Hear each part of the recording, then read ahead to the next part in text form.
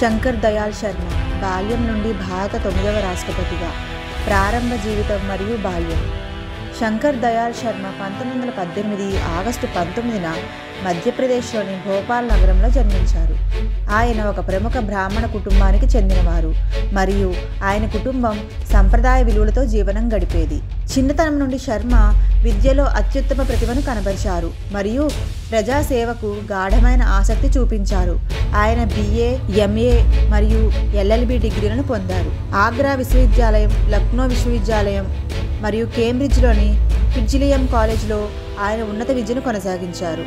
లండన్లోని Lincoln in నుండి న్యాయశాస్త్రంలో doctorate కూడా పొందారు. ఈ విద్యాభ్యాసం ఆయన భవిష్యత్తు రాజకీయ, న్యాయ మరియు ప్రజాసేవలో కీలకంగా మారాయి. రాజకీయ ప్రవేశం మరియు స్వాతంత్ర ఉద్యమంలో పాత్ర. శర్మ భారత స్వాతంత్ర ఉద్యమంలో చాలా చిన్న వయసులోనే చేరారు. మహాత్మా గాంధీ మరియు జవహర్లాల్ నెహ్రూ ప్రభావంతో క్విట్ ఇండియా ఉద్యమంలో చురుకుగా పాల్గొన్నారు. ఈ ఉద్యమంలో పాల్గొన్నందుకు ఆయనను బ్రిటిష్ వారు జైలుకు పంపారు. భారతదేశం 1947లో స్వాతంత్రం పొందిన తరువాత శర్మ ప్రజాసేవలో తన కృషిని కొనసాగించారు మరియు భారత జాతీయ రాజకీయాల్లో ప్రధాన పాత్ర పోషించారు. స్వాతంత్ర్యానంతరం రాజకీయ జీవితం. స్వాతంత్రం వచ్చిన తరువాత శంకర్ దయాళ్ శర్మ భారత జాతీయ కాంగ్రెస్లో కీలక వ్యక్తిగా ఎదిగారు. ఆయన 1952 నుండి 1956 వరకు భోపాల్ ముఖ్యమంత్రిగా పనిచేశారు.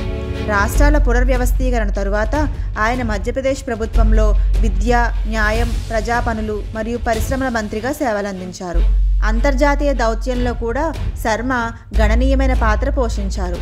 1972 నుండి 1974 వరకు ఆయన భారత జాతీయ కాంగ్రెస్ అధ్యక్షుడిగా పనిచేశారు. గవర్నర్ మరియు ఉపరాష్ట్రపతిగా సేవలు. భారత రాష్ట్రపతిగా నియమితమయ్యే ముందు శంకర్ దయాళ్ శర్మ పలు రాష్ట్రాలకు గవర్నర్గా సేవలందించారు. 1984 నుంచి 1985 వరకు ఆంధ్రప్రదేశ్ గవర్నర్గా, 1985 నుంచి 1986 వరకు పంజాబ్ రాష్ట్ర గవర్నర్గా, 1986 నుంచి 1987 వరకు మహారాష్ట్ర గవర్నర్గా సేవలందించారు. 1987లో ఆయన భారత 8వ ఉపరాష్ట్రపతిగా ఎన్నికయ్యారు. రాజ్యసభ చైర్మన్గా ఆయన రాజ్యాంగ మరియు పార్లమెంటరీ వ్యవహారాలపై లోతైన అవగాహనతో పేరు పొందారు. భారత రాష్ట్రపతిగా బాధ్యతలు. 1992 జూలై 25న శంకర్ దయాళ్ శర్మ భారత 9వ రాష్ట్రపతిగా ఎన్నికయ్యారు. ఆయన 1997 వరకు రాష్ట్రపతిగా సేవలందించారు.